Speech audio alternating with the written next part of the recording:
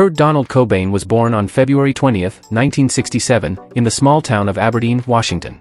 His childhood was marked by both love and hardship. His father, Donald, worked as a mechanic, and his mother, Wendy, was a waitress. In his early years, Kurt was described as a happy and energetic child with a natural gift for drawing and music. But when his parents divorced when he was 9 years old, his world changed dramatically. The divorce deeply affected him, leaving emotional scars that would later be reflected in his music.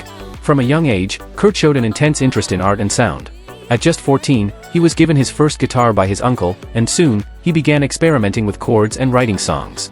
Music became his outlet, a way to cope with the loneliness, confusion, and frustrations of his troubled youth. As a teenager, Kurt struggled to fit in. He moved between relatives' homes, often feeling misunderstood and isolated. He found refuge in punk rock, listening to bands like the Melvins, the Sex Pistols, and Black Flag. This raw, rebellious style of music resonated with him and would become the foundation of his own artistic vision.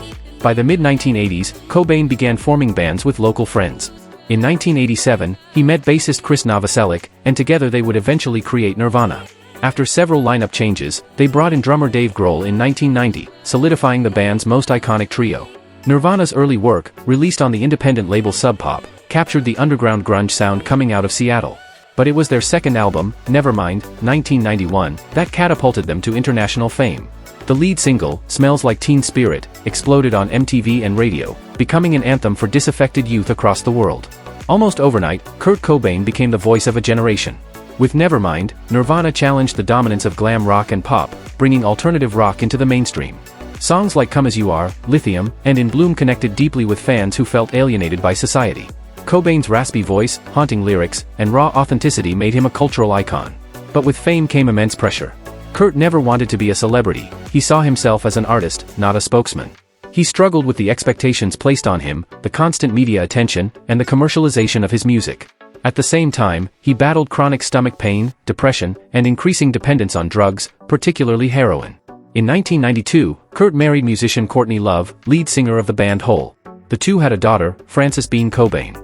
While the marriage was passionate, it was also turbulent, fueled by drug use and media scrutiny.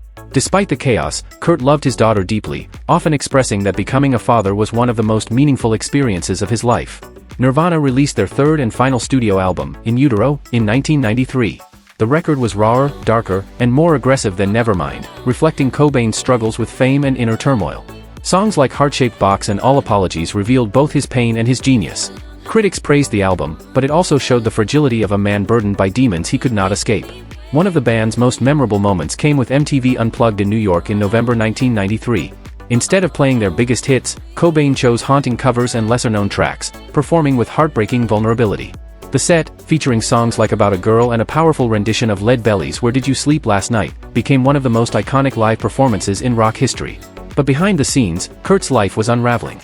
His addiction worsened, his health deteriorated, and he became increasingly withdrawn. On April 5, 1994, at the age of 27, Kurt Cobain was found dead at his Seattle home from a self-inflicted gunshot wound. His death sent shockwaves around the world, marking the tragic end of one of the most influential musicians of his generation. Kurt Cobain's passing placed him in the infamous 27 Club, alongside artists like Jimi Hendrix, Janis Joplin, and Jim Morrison, talented musicians whose lives ended too soon. For millions of fans, his death symbolized both the destructive side of fame and the fragility of artistic souls. Despite his short life, Kurt Cobain's legacy endures.